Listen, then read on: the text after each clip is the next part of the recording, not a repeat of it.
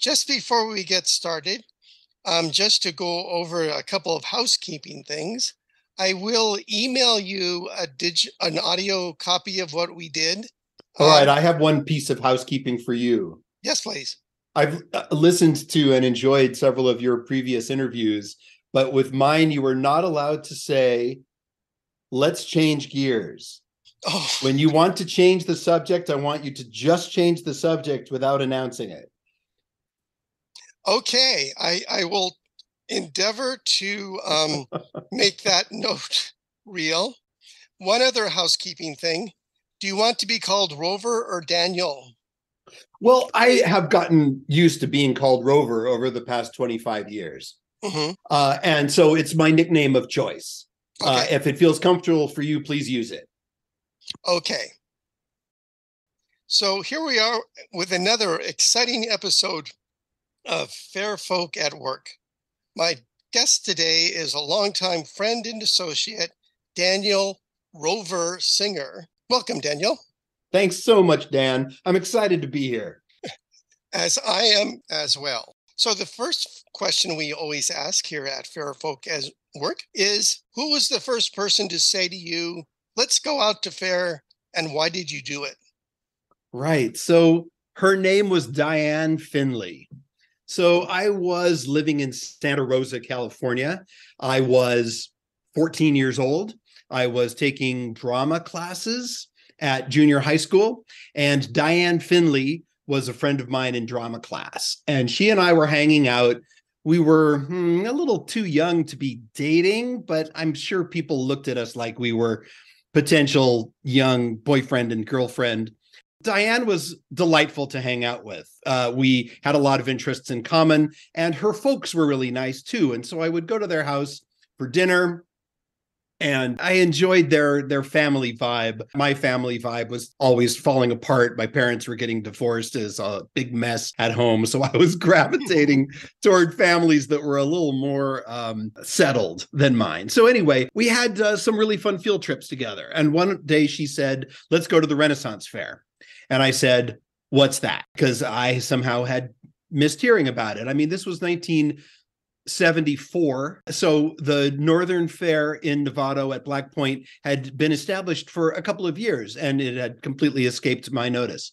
I was, as a young person, completely over fond of Disneyland. Disneyland was sort of a mecca to my young mind. I felt like I had been born into a somewhat boring world devoid of design and imagination. And we lived in a boring house in what I thought was a boring place.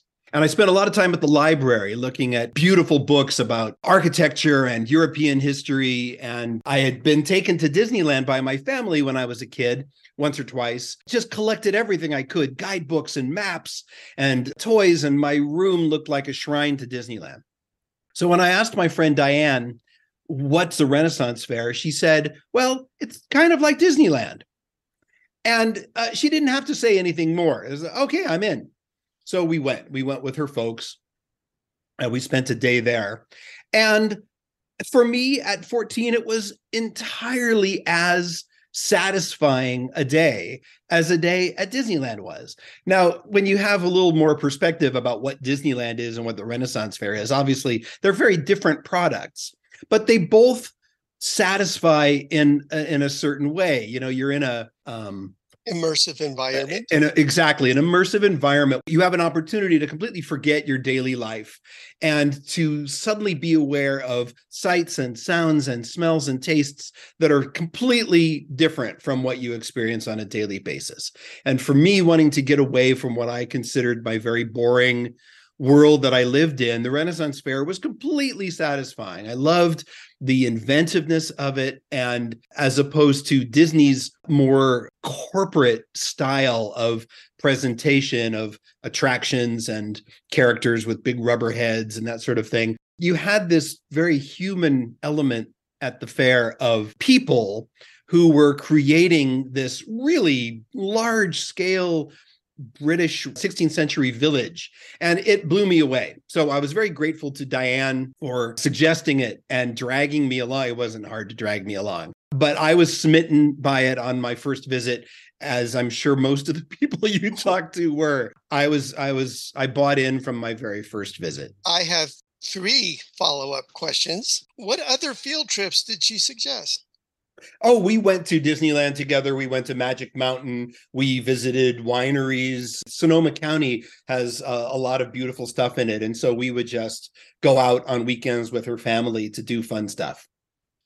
When you were in junior high, if you had mapped out a theatrical career path for you, what would it have been? Right. It was a little too soon to tell. It's so funny looking back on the analog world, the pre-internet world, because if you had some kind of special inclinations or interests back then, it was much more isolating. It's not like you were able to easily find an online community to share your interest with. So I was this Disneyland nerd, but also I was interested in fantasy movies. Like I was a big fan of Wizard of Oz and Willy Wonka and Chitty Chitty Bang Bang and Mary Poppins. And I tend to really immerse myself in these stories. So I would listen to the albums constantly. I would get construction paper and scissors and glue and make art projects based on these films. So my room became this weird shrine to all this kind of fantasy imagery. And plus I was crafty. So I was building things and I didn't really have any mentorship. I wasn't in an arts and crafts class. I was just very inventive about things. And I liked magic tricks. I was one of those nerdy kids who went to the toy store and would buy a magic trick every time I went into town. So and I had ventriloquist dummies. Yes, I was one of those weird people who tried to learn ventriloquism. So What was your dummy's name? I think it was Danny O'Day. They were frustrating because unlike traditional ventriloquist dummies that are designed so that when you put your hand inside the chest, you not only can control the movement of the head, but then there's a little switch that you open and close the mouth with. That's essential to bringing your dummy to life. No, this dummy had a fixed head and a string coming out the back of the neck. So in order to use it properly, they designed it to be a toy and not something you would actually perform a ventriloquist act with. So you had to kind of hold him on your knee with one hand, pull the string at the back of his neck with the other. Not good design. Years later, I got one that actually had the mouth switch on the neck handle. I was like, oh, why didn't I have this? So anyway, I was like a vaudevillian. I was someone who, if vaudeville had still been around, I would have run away from my family and joined some kind of vaudeville family and toured the circuit doing magic tricks and song and dance acts. I think I gravitated toward that world. I was really interested in silent movies. Now, silent movies hadn't been made for a long time when I was a teenager, but as soon as I started seeing like Charlie Chaplin and Harold Lloyd and these other phenomenal silent movie performers, I really gravitated toward that style of performing. Very physical, very broad, very comical. And so I kind of saw myself then as a kind of broad variety performer. I didn't know anything about these worlds as a profession. And I think a lot of what I was attracted to had all kind of dried up and gone away a long time ago. But I think a lot of us special people have that feeling of, I need to run away from my boring family and find my true family. I mean, that's what brings a lot of us together. Not so much for me, because like my dad gave me a Super 8 camera and said, go make movies. And since there was no sound to the Vivitar Super 8 camera. Yes. Well, you said something really important just now. Film and developing was expensive. Yes. So I had a Super 8 camera that I bought myself. And because, of course, I was going to become a filmmaker next. But I couldn't afford the film. I couldn't afford the developing, and I had to give it up. Now, when I see how fabulous it is for people to have a phone that they can make a freaking movie on, I'm so envious of that experience, because I would have loved to have had that when I was a teenager. I want to be the cranky old guy going, kids these days. I mean, and then, no, how frustrating for us. I mean, we were practically living with dinosaurs back then. But, and I will make this point, when you edit a Super 8 film and you're talking about a frame at a time, you really do get a sense of how important 1/24th of a second is. Yeah. And since you brought that up, I'm still kind of working on answering your question about what sort of career I saw myself having at 14. I was very interested in animation. I worshiped the old Disney films, which, of course, this was before home video. So every 7 years or so, they would trot out a film on a regular schedule. And so I gradually got to see all the Disney classics. And I adored them. I was fascinated to the point of wanting to study every frame. And at some point, there was some toy company that sold a toy that was a viewer and it had a crank on it. So Yeah. you held it in one hand and cranked it with the other. It had a window on the back that you held it up to a light source. And then you would insert a cassette that had a film loop in it. And I managed to get mine when the company was going out of business. So they were selling them at like 80 or 90% off, which meant I could afford them. So I bought, 15 cartridges and would study Cinderella being transformed from rags into her ball gown. I could study them frame by frame. And I thought, well, this is what I'm going to do. I'm going to become an animator. I don't know if the manufacturers of that toy ever imagined that it would have such impact creatively on a young creative person like me. But I loved that toy. But I had to make a choice when I graduated from high school about whether I would go into drama or into animation. And the thing that made my decision for me was that I was hyperactive. And I couldn't see myself sitting at a desk drawing for 8, 10, 12 hours a day. So I went into theater instead. This sort of leads me to a question I was going to ask later, but it comes up now. You are one of the few people I know that have worked both at Disney and the Faire. Yes. Two organizations that want to make interactive environments. Yes. One you might characterize as let a thousand flowers bloom, and one you might characterize as sort of top-down management. Would you agree with that? Right. Well, you're looking at two incredibly different products. The similarities, it's such a short list. People pay a certain amount of money at the door to get into an environment where they hang out for several hours or a day, and they are entertained and they eat and drink and, spend their day being exposed to this sort of category of entertainment. The way Disney creates that and the way the Patterson family created that couldn't be more night and day.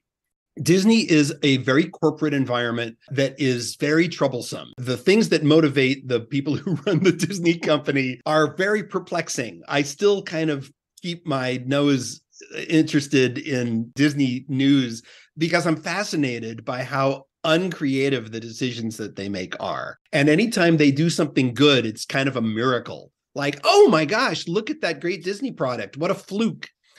Because I don't see how the corporate environment they have can possibly continue to support the kind of creativity that creates really high and excellent product. The way the Patterson family invented and developed their product inspired a lot of really interesting creative people to be drawn to Renaissance fairs like a magnet.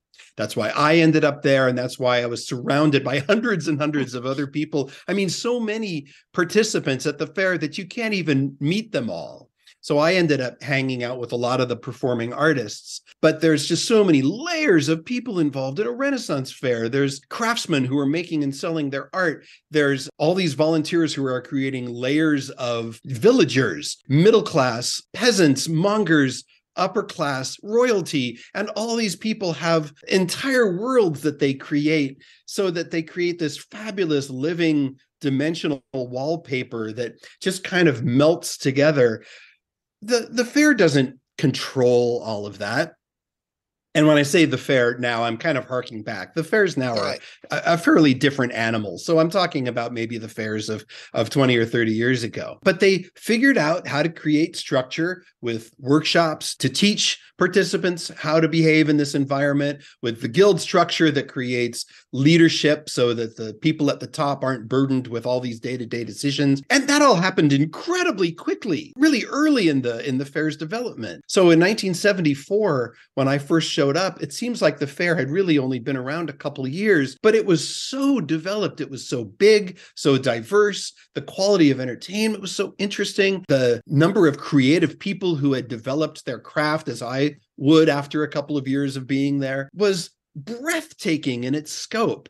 And Disney doesn't allow for that kind of thing. If you're going to play the big bad wolf, you put on the costume and walk out in the street and wave at people. It's very, very different. Were you ever able to translate some Faire skills into your work environment at Disney?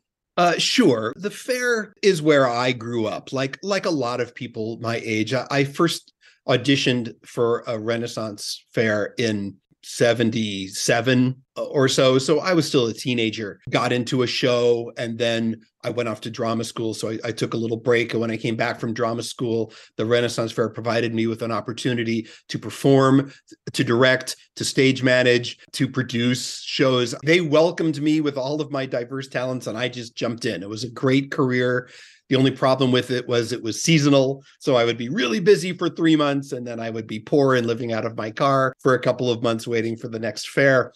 But that whole process was about growth for me, was going from somebody in the background to someone who could develop my leadership skills as a director, as someone who would sort of shepherd our shows through their early development and get them stronger and stronger and figure out who I was going to work with. So all of those skills came in my early 20s as I got more and more responsibility for producing entertainment at the fairs. And I did that all through the 80s. The Reduce Shakespeare Company ended up being a glorious success.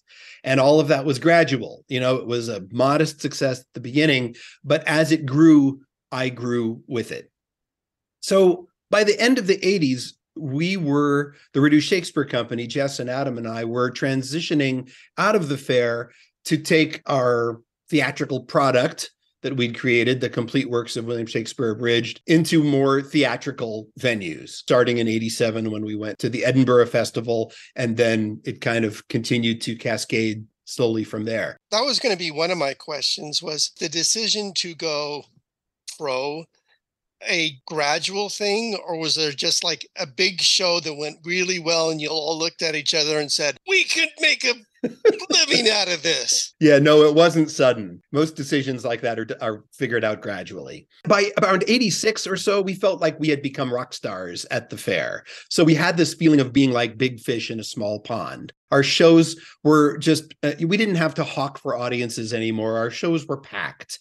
And we had jokes that were so funny that they became dangerous because the audience would say them along with us. So we realized that we were outgrowing the fair.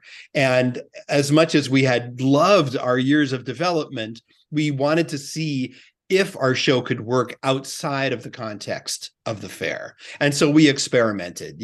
Adam and I used to do Romeo and Juliet at the Venice beach, like next to the guy who was juggling chainsaws, just to see if our shtick worked outside of what the venue and the context that the fair provided.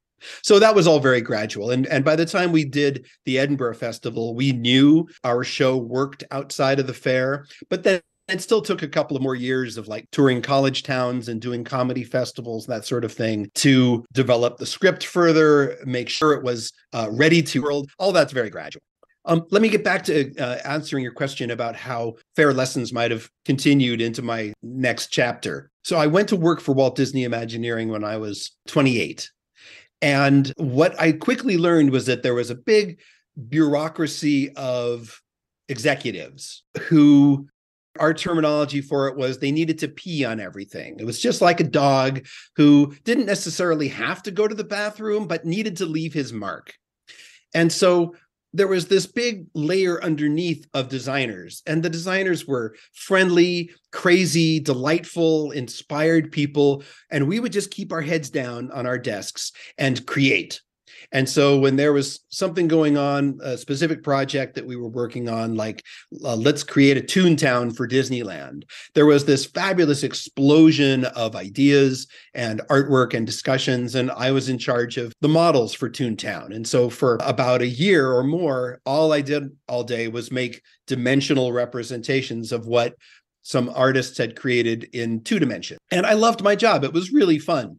And then the executives would come over from the studio, pee on everything. Oh, that has to be bigger. And I don't like that. And can't you change this? And so what I learned from my first couple of years at Disney was that I needed to hang out with the non-executive people at Disney so that I could keep that creative excitement, that bubbly energy that promotes creative expression and growth, and ignore everything that happened on those upper levels. That was something I learned from the Faire.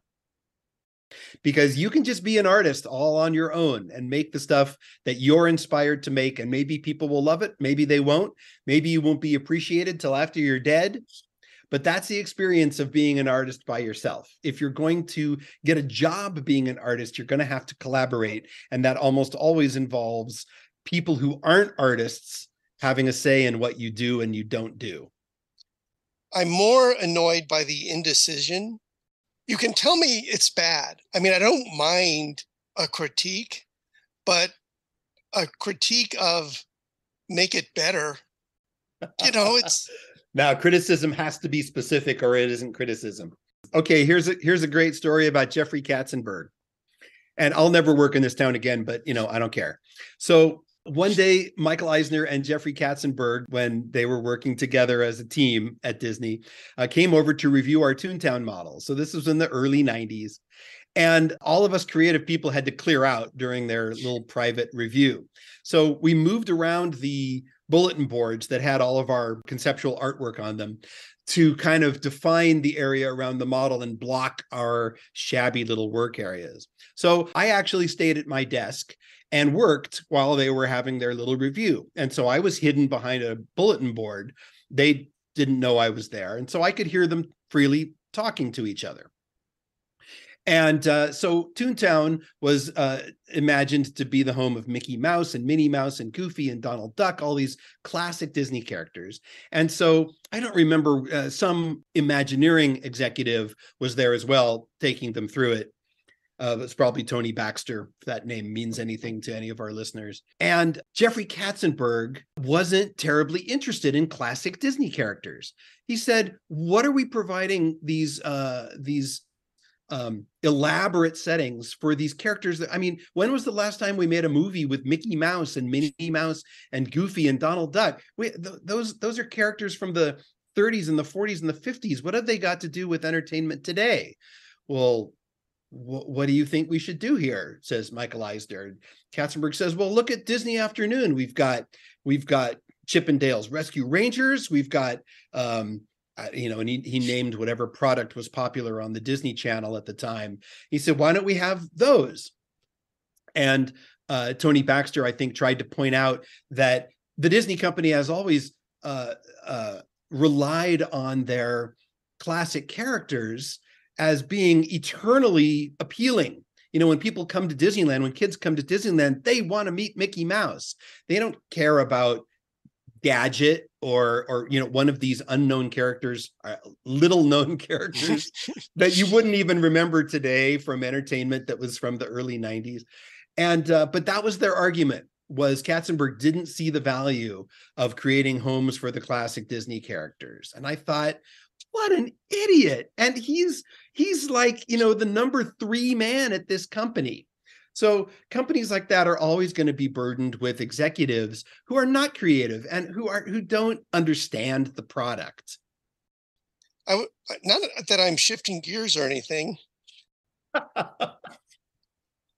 When you started at Faire, what were the shows you looked up to as, that's what I want to do here?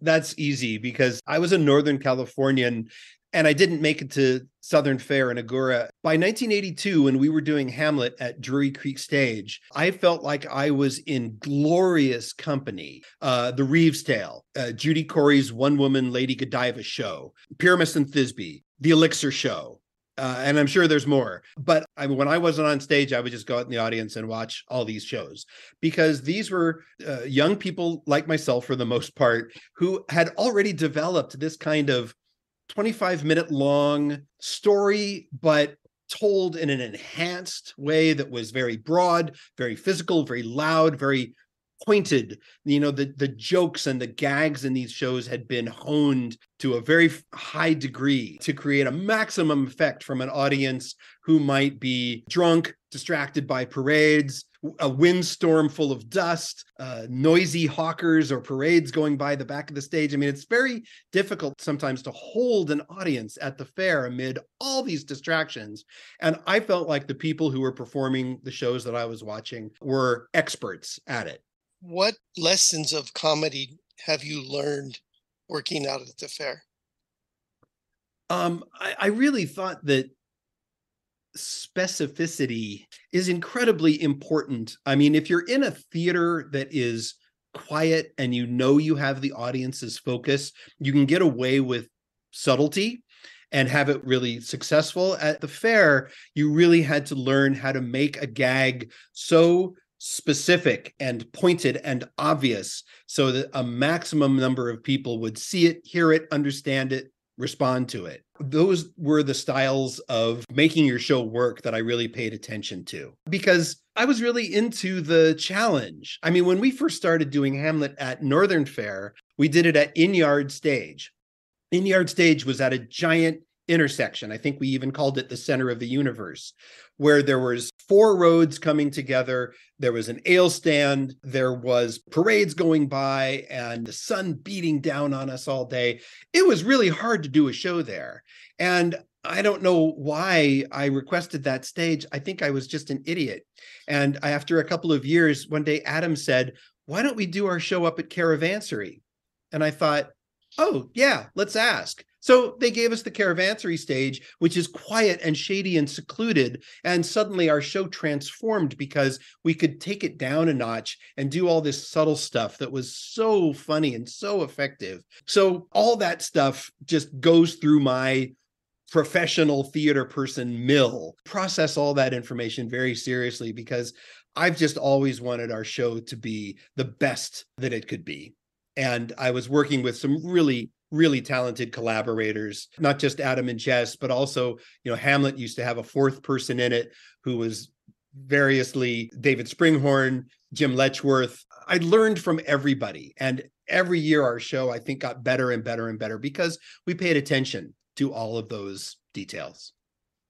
One of the things I think I grew to learn over time and now appreciate a lot was that the fair, in a sense, provided us with an audience that was willing to play, and they set it up as a playground for both the audience and the performers. That was something that you really don't experience in a lot of places in life.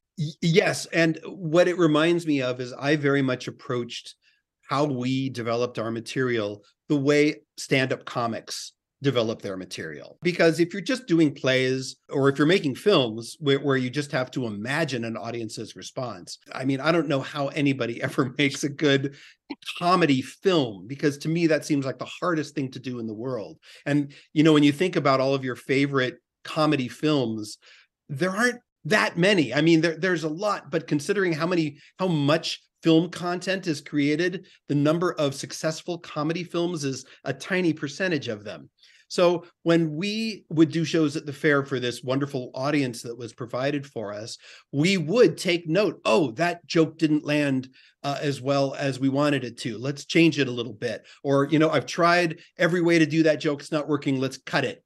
So that's the same way a stand-up comic develops their act. They write their jokes, they go out in front of live audiences, and they remember the audience's reaction, or they record their stuff and look at it later and make notes and change their act based on audience response. And we did that too. So yes, very lucky in that regard. Like, did I ever see myself being a stage comedian when I was young? Well, I used to listen to comedy albums, comedy shows on the radio all the time because I was fascinated by that kind of performance. I thought, wow, those performers really know how to make people laugh.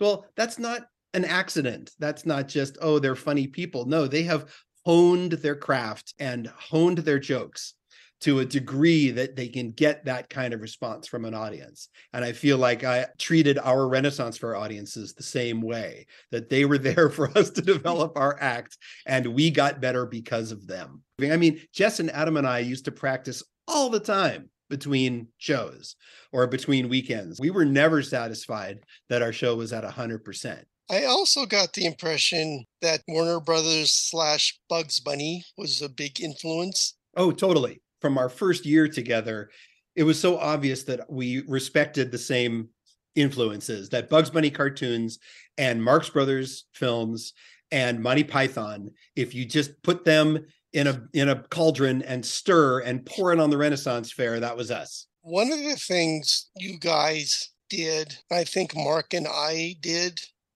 was that some people have criticized sort of our style of comedy as being not period enough. And it usually comes from a place of wanting to revere the actual language. And I think what you and I and Adam and Jess, and we found a way to do Bugs Bunny with just enough of a veneer of Elizabethan to kind of fit in with the whole village aspect, but we weren't actually slaughtering lambs and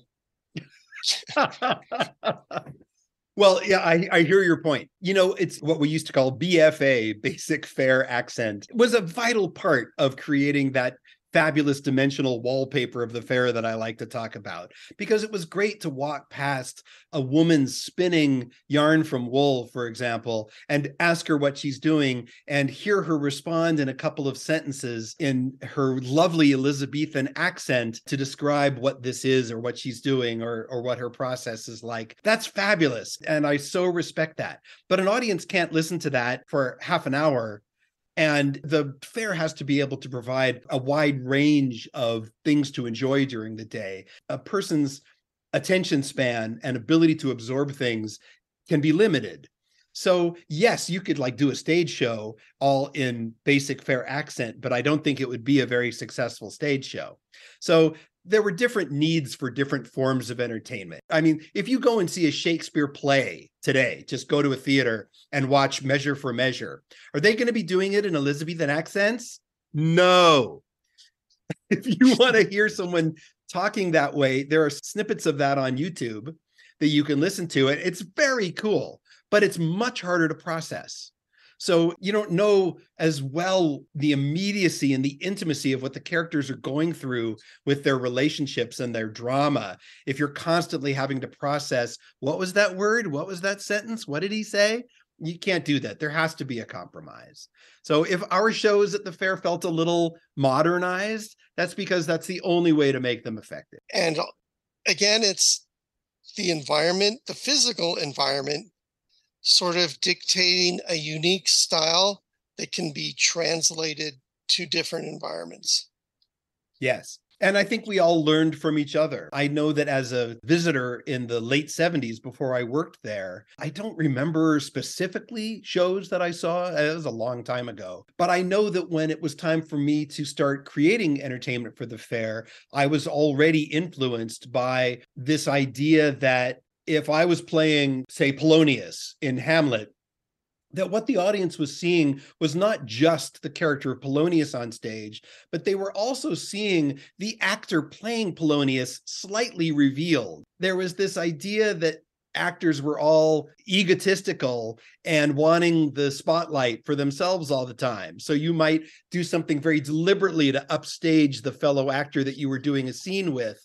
That's not something Polonius does. That's something the actor does to say, hey, I want the audience looking at me right now. And it makes the audience smile because they think, oh, look at those actors. Look at them being all actory and having their own little backstage relationship that's slightly transparent to us as we're watching Hamlet. I didn't invent that. I got that from the way people did shows at Faire in the 70s, but it kind of got handed down to me. And then there were companies that came after us who imitated us. So all those things became Faire traditions that we all shared. I remember suddenly the thing that I got from you and Mark and Adam when I would watch Arthur was how effective it was to have a show written in rhyming couplets, because the audience's comprehension of anticipating a rhyme at the end of a line is actually really enhanced. And I thought, wow, I need to write a show in rhyming couplets.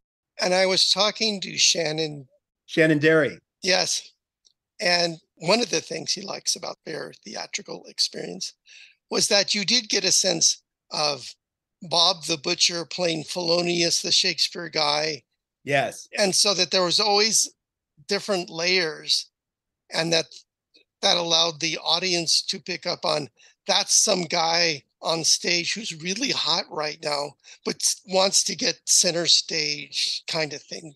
Yeah, see, I love that. You don't really get to do that as an actor in traditional plays. When I was conceptualizing this podcast, I told people who I was going to interview, what I want you to imagine is that you have a nephew or a niece who is about 15 or 16, and she has gone to her parents and said, I want to do the Renaissance Fair this summer.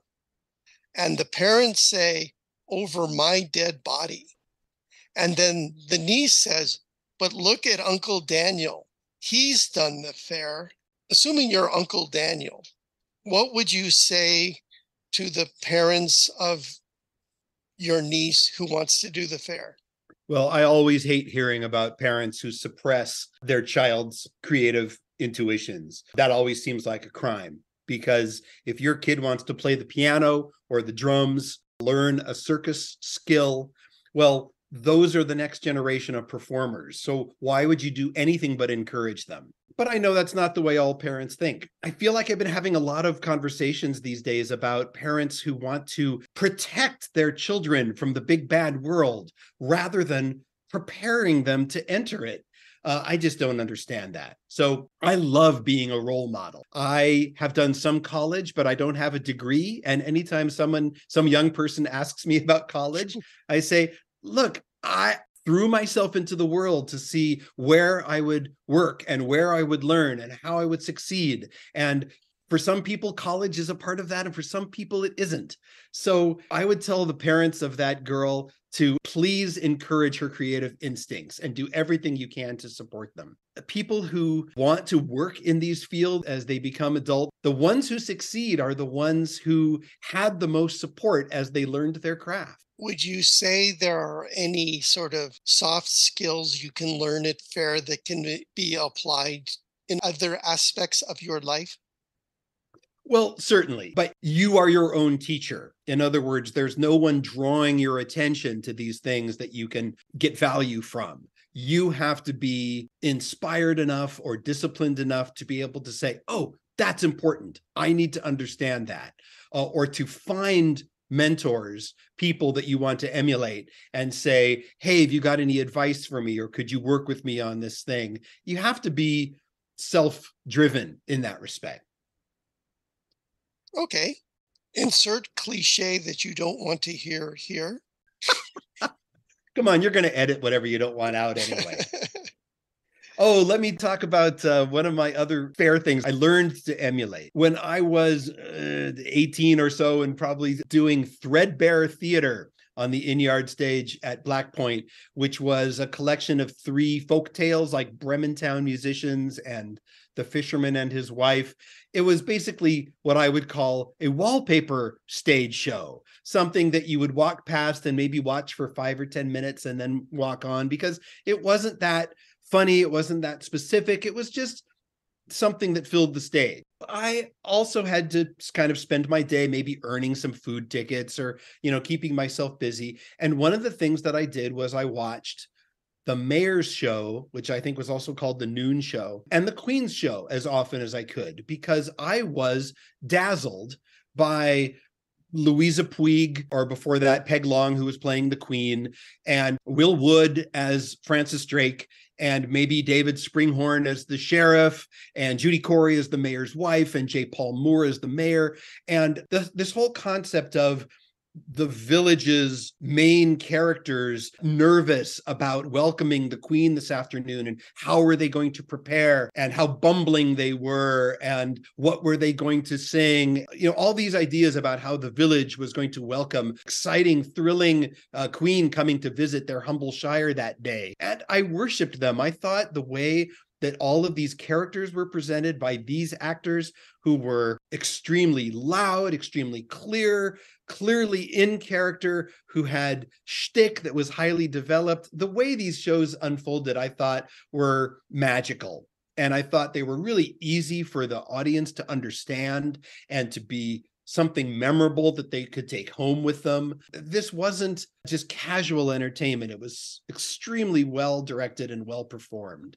And I really admired that and really worshiped those performers. What I said at the time was I would vote for Louisa as Queen.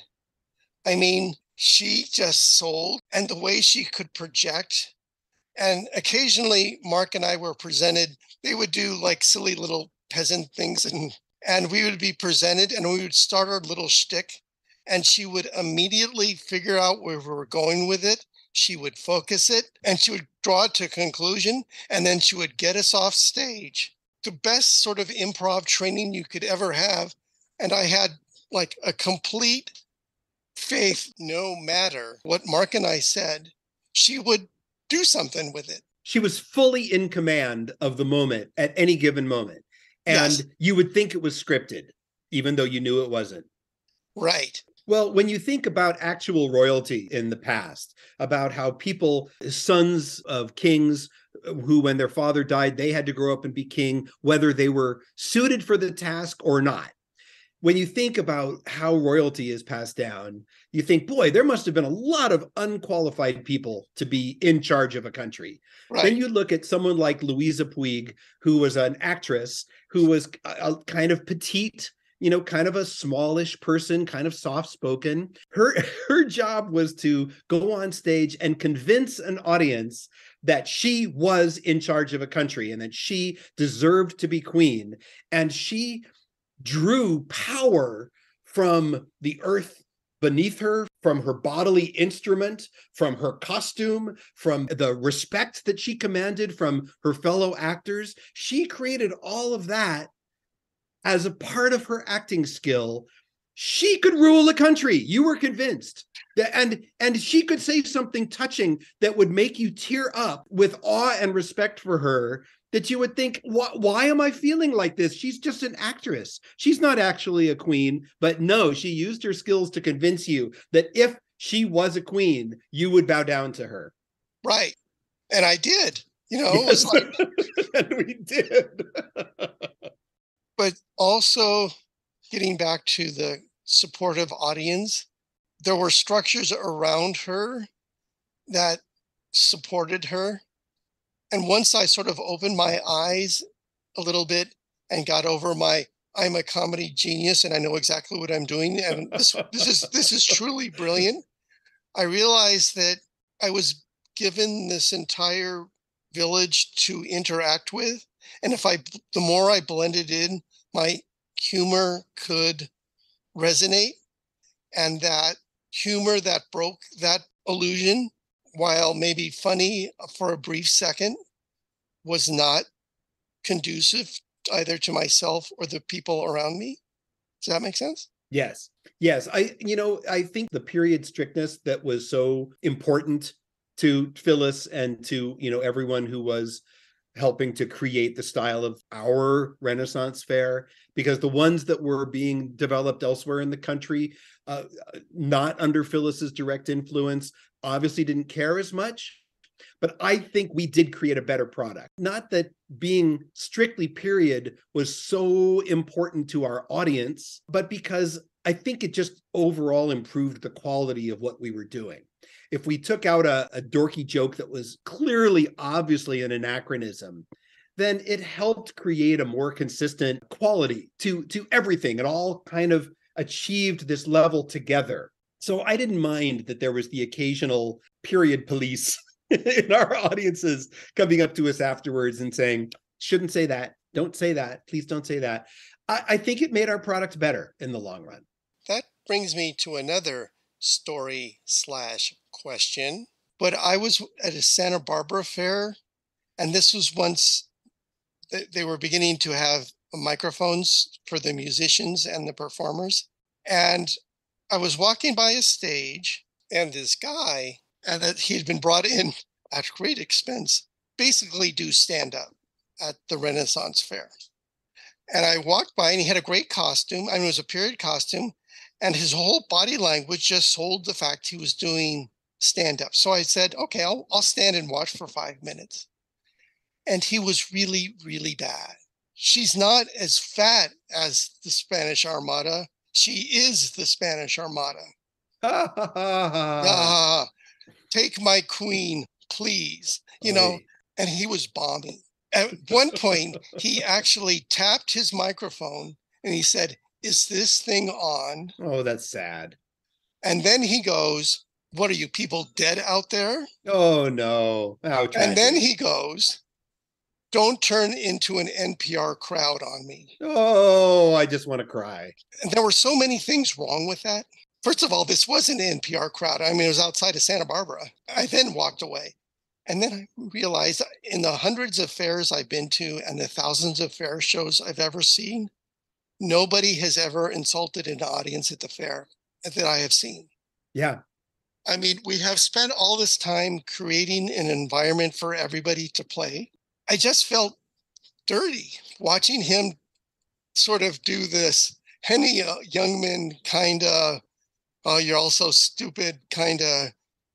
And it struck me that was so not fair. Right. Right. So you just used the word fair in kind of a wonderful, unique way, because we all think of the word fair with an E on the end, as Phyllis wanted it to be, F-A-I-R-E. And we use it to denote a certain level of excellence and a certain type of style of entertainment that is a combination of performance and craft and food and drink and presentation that is, to us who grew up with those traditions in the 70s and 80s and into the 90s a bit, for what I think of as the Patterson quality, the Patterson fairs. And I know that I haven't traveled extensively to the other Renaissance fairs in the country, and I know they all have their own styles that were all sort of initially an imitation of the Patterson fairs, but I know that other producers haven't wanted to maintain the strictness of period detail that Phyllis wanted, that they're a lot more freeform, or they pick another historical period, but there are a lot of them are just sort of haphazard fantasy as opposed to history. That's all fine. If it works for them, that's great. The stand-up comic you just described deserves to fail at any event. Someone like that just shouldn't be on a stage.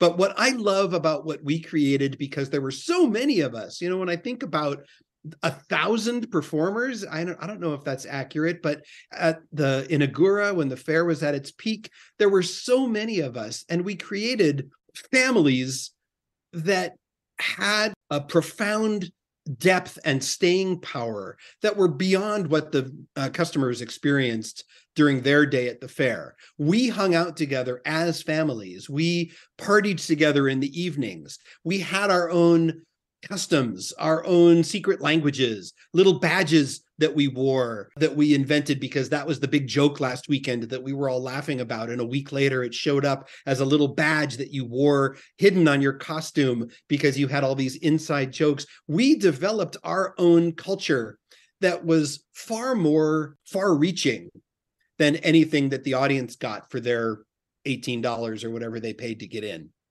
And that kind of stuff is generational. People passed it on to their kids who brought it to new generations of Faire audiences. It created like the Fools Guild, which was only at the Faire for a couple of years, but then has gone on for another 40 years outside of the Faire. Lots of these performing families have gone on to stay together and grow old together. And that is one of the most phenomenal aspects of Faire culture. When you use the word Faire, I think of both what the audience got and what we got as participants. That was, in many cases, lifelong. When, insert cliche here, when you kindly agreed to be interviewed and you were going through the stories you wanted to tell or the people you wanted to talk about, is there anyone we haven't heard about? Let's see. One of the landmark moments in the history of the New Shakespeare Company was the birth of Emily Springhorn. Has anyone told that story? Nope. It's basically an apology to David Springhorn, because we were doing Hamlet. It was 1986 at Southern Faire. And at that time, our Hamlet was a four-man show, as it had always been since 1981. And one day, we knew that Chris Springhorn was pregnant. That wasn't a secret. It was obvious, but we just didn't really think ahead. And one day, I think we had done our Saturday shows, and then we had partied like crazy party animals Saturday night, and we'd gotten a little sleep. But Sunday morning, very, very early, 5:30, 6 a.m., David Springhorn came to our camp where we were sleeping. That would have been the back of Dueling Buckets, and woke me up and woke up Adam and Jess and said, "Sorry, guys, Chris is about to deliver our child. I'm out of here." So David disappeared. And so we had the option of canceling our performances of Hamlet that day because we didn't have our fourth company member, or figuring out something to do. So Jess and I didn't really have any ideas. So we were like, oh, I guess we have the day off. Adam kind of went off and secluded himself and made some notes and came back probably around 7:30 as we were starting to, get out of bed, and we're a little hungover or getting some breakfast and some coffee. And he's like, okay, I figured it out. You figured what out? How we can do Hamlet without David. Oh, really? He said, okay, we'll have to, this is Adam talking. I'm going to play David's parts. So that's Claudius and Gertrude and Bernardo at the very beginning.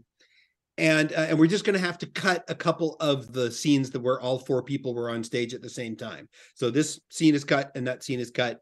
And so why don't we go over to the stage and try it? So we went over to the stage and very quickly ran through the show with Adam playing David's parts. And it was just chaos. It was like, oh, what? I mean, where the robe, where Claudius's robe was going to hang on a hook backstage was confusing. Like, oh, David had it over here and you're going to need it. I was like, this is never going to work. I mean, come on, this is just going to be a day of embarrassment.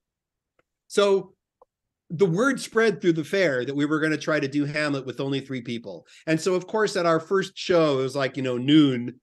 And the place is packed with participants to see what we were going to do. And I am just prepared to fail. I am prepared to be humiliated. And so we do the show, and Adam Long is a freaking genius. So his interpretation of these roles was so much like, what if Daffy Duck had to go on stage as Hamlet or in Hamlet and play not just Gertrude and Ophelia, but also Claudius and Bernardo and whatever, the ghost. And from the very first moment, the audience was with us. They started laughing at everything. And I was like, oh, thank God. Even if it goes badly, they'll still laugh because they know us and love us. Well, the show was phenomenal. The show was great. The show was funnier than it had ever been. And that wasn't because David wasn't a good performer. He was great. But seeing Adam burdened with these extra roles was funny in itself because it was like an inside joke. So we got through it.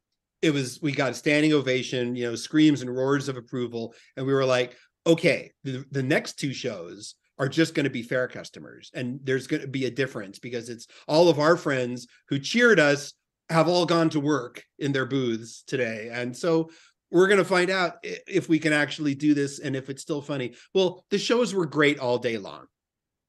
So we learned an important lesson that day, that maybe Hamlet is better with 3 people than 4. Well, we love David Springhorn. And so the following weekend, he came back, proud father of a baby girl, Emily Springhorn, and we welcomed him back into the show because, we honor him and respect him. We didn't say, hey, David, guess what? You are unnecessary now. That would have just been horrible and mean and rude, and none of us wanted to do that. So David came back in the show, and we finished the run of Faire doing Hamlet as a 4-man show, but we all knew that that was the end of that era. And from thenceforth, we would be doing Hamlet without David Springhorn. And so when Faire ended, we told him, and he was not happy. He really loved working with us, and we loved working with him. But that was the point where Jess and Adam and I realized that as a 3-man company, we had better control over the material and how we would take it and transition it from the Faire to the outside world. That we really felt like in the tradition of the great comedy teams of the past, that we needed to really focus on being a 3-man team where Adam was the lunatic and Jess was the scholar and Daniel was the enthusiastic stage manager type. And that we would develop these characters as well as the characters that we were playing in Shakespeare's plays. So I thank David and Chris and Emily for their participation in that huge leap forward that the Reduced Shakespeare Company had to make, even though that includes a big apology to David. We love David Springhorn and thank him for everything that he gave our shows and for his understanding that we had to move on. I think David is responsible because one of the questions I often ask is, what are your favorite Faire gags or jokes that you've ever seen? I have 3 or 4, but somewhere in there, I have Oob as one of the most brilliant, both visual jokes, physical jokes, ties to things that you had no idea that were going to be tied to when they're first done. I think you and Jess talked about Oob. Yes. But I don't think anyone that you've interviewed has talked about butt love yet. What I liked about Oob rather than butt love was that butt love has clearly a sexual orientation that you do have to process a little bit. Yes. And it's sort of, in thinking about butt love, you have to sort of transcend where you are. But with Oob, it's completely within the confines of Shakespeare. Yes. Well, no, they're entirely different jokes. The only reason I bring up butt love is because as the show Complete Works of William Shakespeare Abridged with its Romeo and Juliet section, we performed it literally hundreds and hundreds of times, first at the Faire, then in the outside world. And there are certain aspects of it, certain jokes, certain bits that are really dependable. Doesn't matter who you're performing it for. There might be 1 or 2 of your listeners who don't know what the joke is. So allow me to give the context. So we're doing Romeo and Juliet. And the 2 characters who are on stage are Romeo and Juliet in their first conversation together. And the bit that happened was something that Adam pulled on me on stage in front of an audience. It was not discussed. It was not planned. It was not thought about. Adam was just improvising, but he had clearly thought of it ahead of time. And Juliet says, Romeo, Romeo, wherefore art thou Romeo? And Romeo replies, he says, I take thee at thy word. Call me but love, and I'll be new baptized. And we had been performing it for weeks. This was 1983 when we had first done this show. So we had done it already for a couple of dozen times. And all of a sudden, one day when I said, call me but love, and I'll be new baptized, there was a pause. And Adam didn't say his line. He just looked at me. So I'm waiting, I'm kind of in my little balletic pose. And Adam just breaks his silence by saying, what did you say? And, Adam has a way of being cute kind of no matter what he's doing. And so that was funny to the audience. I don't know if they knew what he was thinking or not, but I said my line again, call me but love and I'll be new baptized. Henceforth, I shall never be Romeo. Long pause, audiences giggling, waiting in anticipation. And finally he says, call you but love? Well, this was the funniest thing imaginable. Now, like as you said, there was a sexual connotation to this silly joke. The Renaissance Fair is a bawdy place, so you're kind of used to this bawdy quality of jokes. But there was also something just ridiculous about this, that Adam was not Juliet, but Adam the actor was subverting Shakespearean text into something that it clearly didn't mean, which was part of Adam's character, that he was a goofball who didn't understand what he was doing. So yes, call me but love and I shall be new baptized. Long pause. Adam looks at the audience, kind of holding it back, and then he says, but love. So this was hilarious. And of course, it cracked me up in the classic Harvey Korman, Carol Burnett show style, where you're not supposed to laugh at your own jokes on stage, but I didn't see it coming. So we moved on with the show. And unfortunately, later, when I'm doing a scene with Tybalt, also played by Adam, I had to say, Tybalt, I do protest. I never injured thee, but love thee better than thou canst devise. And, Adam looked at me like, there you are with the butt love again. So like it was this new Romeo joke that I was just going to say butt love all the time. This joke rippled like fire through the fair, and people started coming just to see that joke because they thought it was so funny. Well, I can tell you, Dan, this joke is eternal. It has stayed in the script. It is part of the way the show is performed everywhere. I don't know that schools who tend to cut out some of the more ribald humor include the butt love joke. But I was looking at somebody's videotape of one of our performances of Romeo and Juliet at the Caravansary stage at Black Point from 1986 or so. And the butt love joke is like a whole section of the middle of the show where the audience chimes in, and it's just the whole show gets derailed by one singular idea. And you'd think, oh my God, this is ridiculous, we need to move on. But the audience loved it, as if Shakespeare in his eloquence was just being pulled up out of his grave and stamped upon by this travesty of misinterpretation. The audience loved it so much and loves it to this day. I stand corrected. It is Shakespearean English at its finest. Thinking of other people's shows, can you think of comparable? I always thought that the way the Pyramus and Thisbe crew performed Pyramus and Thisbe was genius. But I also think that Pyramus and Thisbe is one of the funniest things that Shakespeare ever wrote. His making fun of style in Pyramus and Thisbe, his deliberately sing-song quality, his awareness of the actors, the rude mechanicals from Midsummer Night's Dream, as being the performers as well as the characters they were playing, was very much present. So really good material for a Renaissance Fair show. And then the way it was performed, with trying to imbrue one's breast that was a cantaloupe that was free roaming inside a chemise, and finally taking the cantaloupe out and putting it on the stage and then whacking it with a sword.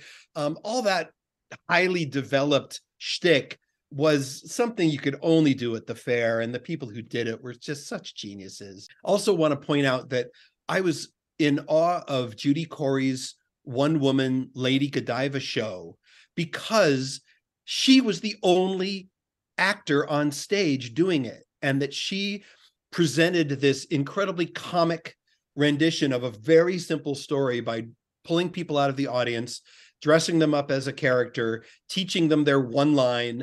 I believe she had one assistant backstage who was helping to steer the volunteers from the audience when they weren't on stage. And she commanded the stage in a way that the show never faltered. She was always in command. All of her jokes got absolutely dependable laughs, depending on how large or small or hot or blinded the audience was by the sun or dust or whatever. She had worked this bit to such a high degree that when it was time for that volunteer to say their line, there wasn't any doubt. The volunteers didn't have any question about, oh, is this where I should stand? Is this when I say my line? Judy prompted them with such exquisite timing and presence and command that I never would have believed that a one-person show at the fair could be so dependably entertaining from start to finish. And Judy taught me that lesson. And I have never attempted it because I thought, well, I could never do it as good as she's doing it. When I talked to Judy, what I realized is that she embodied a principle that came from Phyllis, which was that anybody could be on stage. You cannot fail. She set up all these volunteers and put them in a situation where they could not fail. And that was sort of her philosophy of, and Phyllis's philosophy of, you just give people a venue. And again, it's getting back to that guy from Texas. I mean, it's the complete opposite of that. I mean, the fair is a place where you cannot fail and you will be supported and you'll have a good time. You know? Well, it's interesting that I don't know. I take issue only because you can fail. You have to be in strong command of a lot of technique at the fair. And I'm talking now specifically as a performer, but it could also be, if you're a craftsperson, the way you make your craft and present your craft and the price that it is, you know, all those things are part of the equation of success. When you're a performer, it's like talking to a stand-up comic about one of their jokes and how they realized after performing it in a variety of different ways in front of a variety of different audiences, that the way you deliver a joke is incredibly important. Oh, I have to change the word order. I have to make sure the audience, if they don't hear that word, the joke might fail. Or I have to give it this kind of presentation. You know, technique to me is a huge part of what we do. And so Judy Corey was in full command of her techniques that she had developed that were very consistent from show to show. And she made it so that the volunteers couldn't fail. But right. If she was off of her game one day, her show might lose its impact because her focus wasn't there. Or it's not like the audience ate up everything with a spoon. We did bad shows sometimes, and we lost audiences because they were distracted and it was too hard to hold their concentration because we weren't being good enough. You have to bring your full game to the table. And my point is, she set up the people around her to do well. Yes. She was not there to make fun of them. And that, to me, was one of the really fun things about Faire, was playing with the patrons. And then, and to me, that's what made the Faire unique, was that you could give that experience to sort of random people that you'll never see again. Well, a lot of people, if you ask them, it's like, oh, I don't want to be picked on by the performers. I don't want to sit in the front row. I don't want them to involve me. But at the fair, there was like a special permission that everybody felt that it was okay and it was safe to participate. That's really rare. It's a very hard thing to achieve. Well, I'm sort of running out of things to say and a voice to say it. As we've gone along, have you thought of anything else you would like to say? No, I think I've told all my favorite stories. And I think the whole concept of how a lot of us young people, we found each other at the fair. We found something that we were good at and good at contributing to. And we developed and grew those things into our own fair culture. But I think the confidence in myself that I developed as a result of the opportunity that Faire provided was one of the most valuable things I got. I mean, I got a lot from the fair. I got great performing experience and development as an individual, as a professional, as a performer, but also just on a personal level. The fact that it was so welcoming and all embracing to everyone who wanted to join and participate, and then gave you an opportunity to grow as much as you were willing to grow within the village that had been created both on stage and off stage. Those were incredible, meaningful years to me that prepared me for life in a way that I don't think I would have been as prepared for life as a unique individual that had something special to offer the world. I don't know that that would have grown in me without the Faire's influence. That was my April 2023 interview with Daniel Rover Singer. Questions or comments to either Daniel or myself can be directed to djng@earthlink.net. If you would like to be a guest on Fair Folk at Work, you can just email me at djng@earthlink.net and we can set something up. That's it for this time. Thanks for listening, and remember to like us where you hear us. That's all for this time. Take care. Bye bye.